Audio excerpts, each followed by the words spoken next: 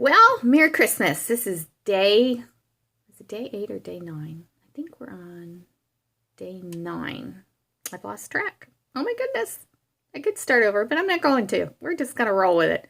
So this is day 9 of the 12 Days of Christmas Stories. And Grandma's doing these stories for each one of you, my precious little grandchildren, and how much I love you and miss you and wish we could be together. But instead, I'm going to read these Christmas stories, and you can come and visit them anytime you want. So today's story is called A Turkey for One. Uh-oh.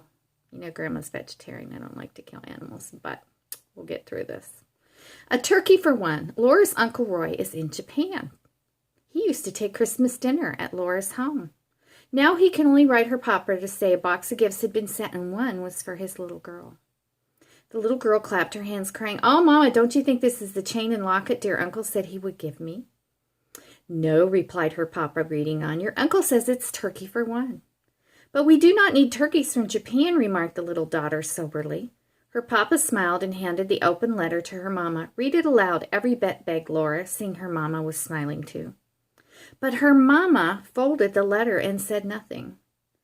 On Christmas Eve, the box which had just arrived was opened, and everyone in the house was made glad with a present. Oh, don't we like to get presents?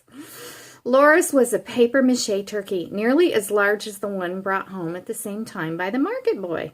Next morning, while the fowl in the kitchen was being roasted, yes, I thought we were going to eat a turkey, Laura placed hers before a window and watched people admire it as they passed.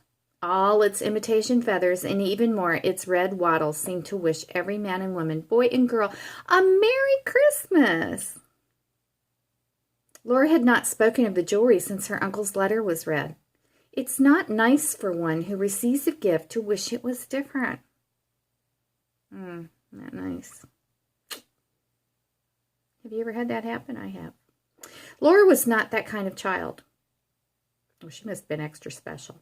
When dinner was nearly over, her papa said to her, "My dear, you must have had as much of my turkey as you wanted, if you please. I will now try some of yours." "Mine is what Uncle Roy calls turkey for one," laughed Laura. She turned in her chair towards where her bird had been strutting on the windowsill and added in surprise, "Why, what has come of him?" At that moment, the servant brought in a huge platter, and when the room had been made for it on the table, it was set down in front of Laura's papa, and on the dish was her turkey. "Oh, what fun," gaily explained the child. "Did Uncle tell you to pretend to serve it?" "I have not finished what he directs me to do," her papa said with a flourish of the carving knife. "But, Papa, oh, please." Her hand was on his arm. "You would not spoil my beautiful bird from Japan."